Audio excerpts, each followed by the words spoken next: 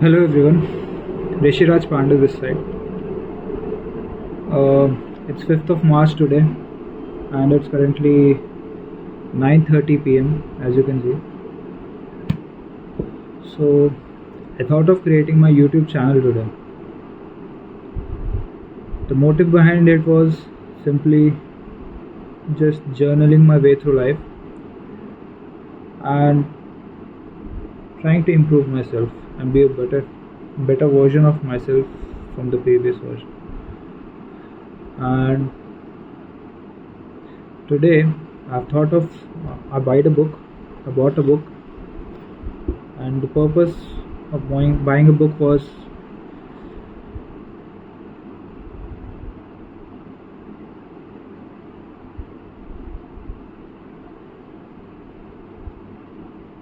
I didn't like the way I speak English.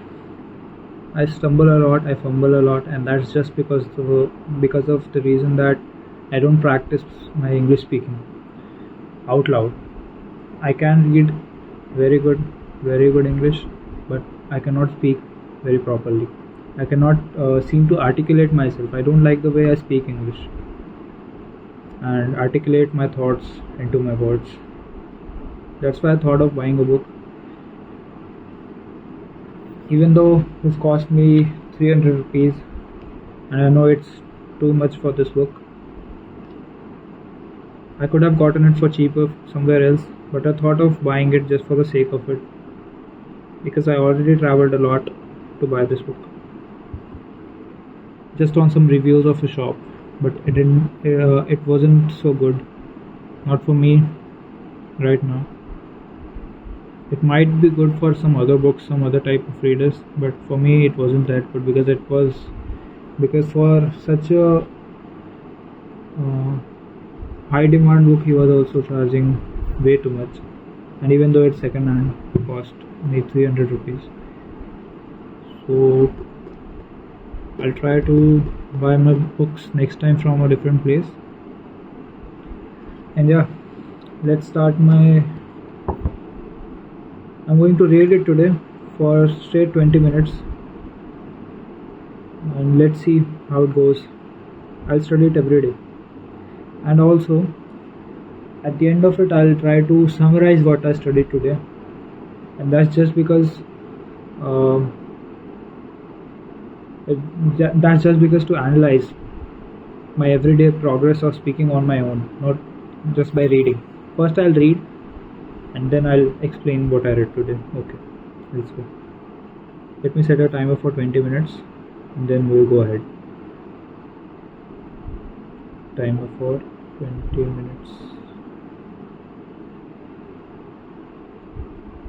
Actually, let's set it for 21 minutes, because 1 minute I think will go somewhere useless.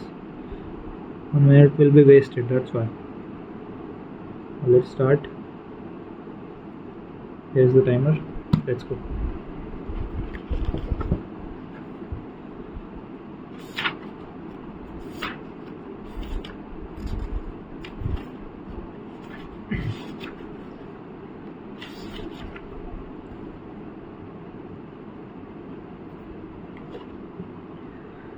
Introduction, my story. On the final day of my sophomore year of high school, I was hit in the face with a baseball bat. As my classmate took a full swing, the bat slipped out of his hand and came flying towards me before striking me directly between the eyes. I have no memory of the moment of impact. The bat smashed into my face with such force that it crushed my nose into a distorted U shape. The collision sent the soft tissue of my brain slamming into the inside of my skull. Immediately, a wave of swelling surged throughout my head. In a fraction of a second, I had a broken nose, multiple skull fractures, and 2 shattered eye sockets. When I opened my eyes, I saw people staring at me and running over to help. I looked down and noticed spots of red on my clothes. One of my classmates took his shirt off his back and handed it to me. I used it to plug the stream of blood rushing from my broken nose. Shocked and confused, I was unaware of how seriously I had been injured.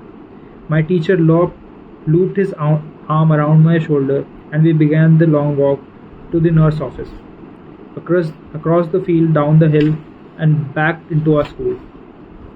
Random,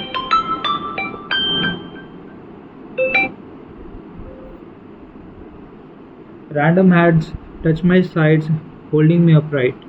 We took our time and walked slowly. Nobody realized. What the?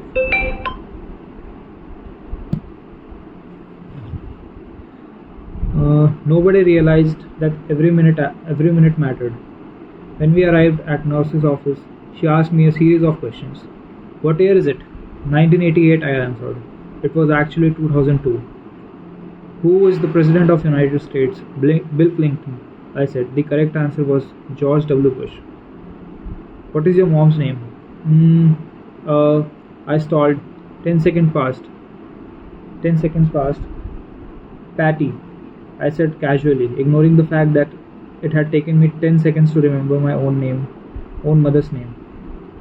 That's the last question I remember. My body was unable to handle the rapid swelling in my brain, and I lost consciousness before an ambulance arrived.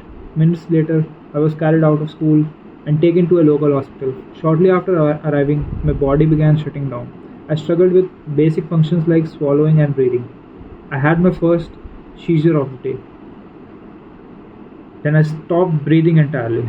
As the doctors hurried to supply me with oxygen, they also decided that the local hospital was unequipped to handle the situation and ordered a helicopter to fly me to a larger hospital in Cincinnati. I was rolled out of emergency rooms doors. I was rolled out of the emergency room doors and towards the helipad across the street. The stretcher rattled on a bumpy sidewalk as one nurse pushed me along while another pumped each breath into me by hand.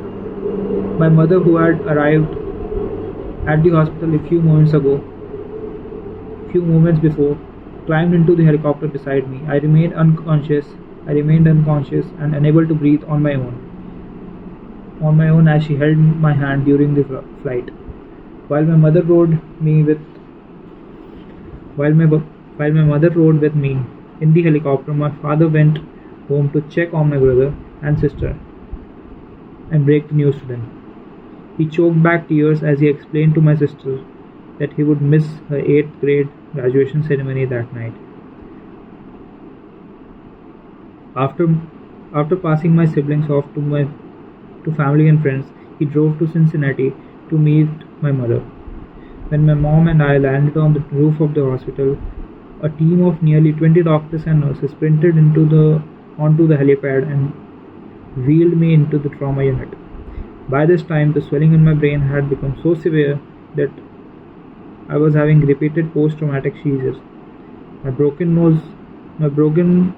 bones needed to be fixed, but I was in no condition to undergo surgery. After yet another seizure, my third of the day, I was put into a medically induced coma and placed on a ventilator.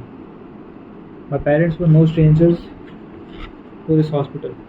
10 years earlier, they had entered the same building on the ground floor after my sister was diagnosed with leukemia at the age of 3. I was 5 at the time. My brother was just 6 months old. After 2.5 years of chemotherapy treatments, spinal taps, and bone marrow biopsies, my little sister finally walked out of the hospital happy, healthy, and cancer-free. Okay, so it's type of cancer.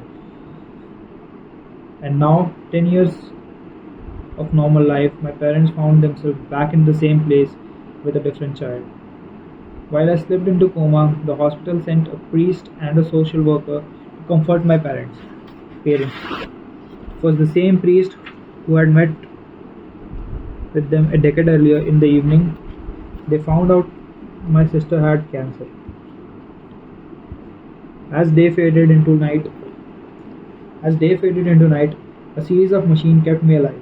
My parents slept restlessly on a hospital mattress. One moment they would collapse from fatigue, The next day would be wide awake with worry. My mother would tell me later it was one of the worst nights I have ever had. My recovery. Mercifully, by the next morning, my breathing had rebounded to the point where doctors felt comfortable releasing me from the coma. When I finally regained consciousness, I discovered that I had lost my ability to smell. As a test, a nurse asked me to blow my nose and sniff an apple juice box. My sense of smell returned, but to everyone's surprise, the act of blowing my nose forced air through the fractures of everyone surprised the act of blowing my nose forced air through the fractures in my eye socket and pushed my left eye outward. My eyeball bulged out of the socket, had precariously in place, held precariously out of the socket, held precariously. Precariously, what is this?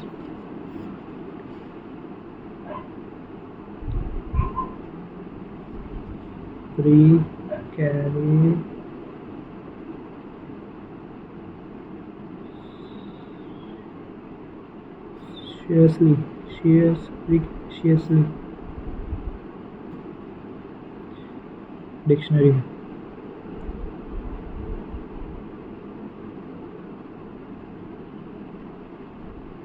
In a dangerous condition. Okay. Held precarious. Let me listen to the pronunciation first.